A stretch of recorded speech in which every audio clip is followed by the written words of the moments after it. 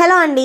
ఈరోజైతే ఇంకొక మంచి రెసిపీతో మీ ముందుకు వచ్చేసాను. దానికి ఏమేమి కావాలి అంటే ఉల్లిపాయ, అల్లం, పచ్చిమిరపకాయ, సొరకాయ ముక్కలు, టమాటా ముక్కలు, కొత్తిమీర అండి. సో ఇవన్నీ చిన్న చిన్నగా కట్ చేసుకోవాలి. అండ్ ఇంకో మెయిన్ ఇంగ్రీడియంట్ మజ్జిగ. మజ్జిగ కూడా పల్చగా చేసుకున్న తర్వాత తిరగమాతకు కావాల్సినవన్నీ తీసుకొని ముందే పెట్టుకోవాలండి. ఎందుకు అంటే మనం ఒక్కొక్కటి వేసుకుంటాము జనరల్గా. ఇక్కడ ఎట్లా అంటే కొంచెం మాడినా కూడా అస్సలు బాగుండదండి. అందుకని మాడకుండా చక్కగా ఎర్రగా వేగే వరకు వేయించుకున్న తర్వాత కరివేపాకు వేసేసుకోవాలి. నాకెందుకో ఇప్పటికీ కూడా కరివేపాకు పోపులో వేస్తే భయమేనండి. మీలో ఎంతమందికి కరివేపాకు పోపులో వేస్తే భయమో కామెంట్ బాక్స్లో కామెంట్ పెట్టేసేయండి. అలానే ఉల్లిపాయ ముక్కలు, అల్లం, పచ్చిమిరపకాయ ముక్కలు కూడా వేసుకుని ఇవన్నీ కొంచెం వేగిన తర్వాత కరివేపాకు ఈ మధ్య పోపులోనే వేసేస్తున్నాను నేను. సొరకాయ ముక్కలు, టమాటాలు వేసుకోవాలి.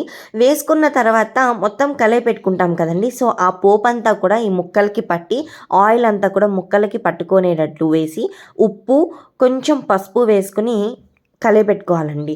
ఇది ఎట్లా అంటే మనకి వాటర్ సొరకాయలో నీళ్ళు ఉంటుంది కదా. సో నీళ్ళు పోయకపోయినా పర్లేదు, కొంచెం నీళ్లు పోసుకుంటే ఇంకా త్వరగా మగ్గుతుంది. నేనైతే కొంచెం నీళ్ళు పోసి మూత పెట్టేశాను. ఈ పైన వాటర్ ఎందుకు అంటే ఇలా పెడితే లోపల ముక్క త్వరగా మెత్తపడుతుందట.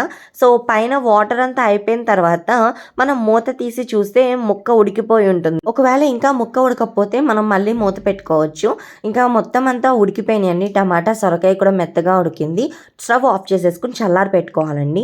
ఇంకా మజ్జిగ చూసారా, పెరుగునైనా ఇలా చేసుకోవచ్చు. నా దగ్గర మజ్జిగ ఉన్నాయి, అందుకని మజ్జిగని కొంచెం వాటర్ పోసుకొని ఇంకా పలచగా చేసుకున్నాను. ఇందులో కొంచెం శనగపిండి కలుపుతున్నానండి.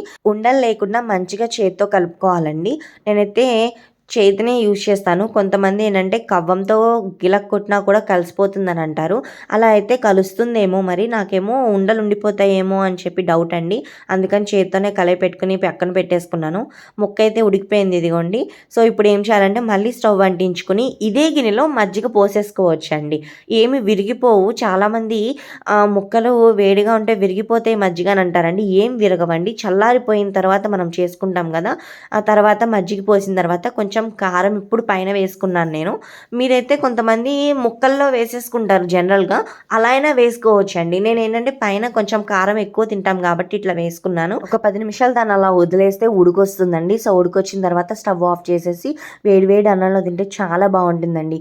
సో మీరు కూడా ట్రై చేయండి. నా వీడియో నచ్చితే లైక్ చేసి సబ్స్క్రైబ్ చేసుకోండి.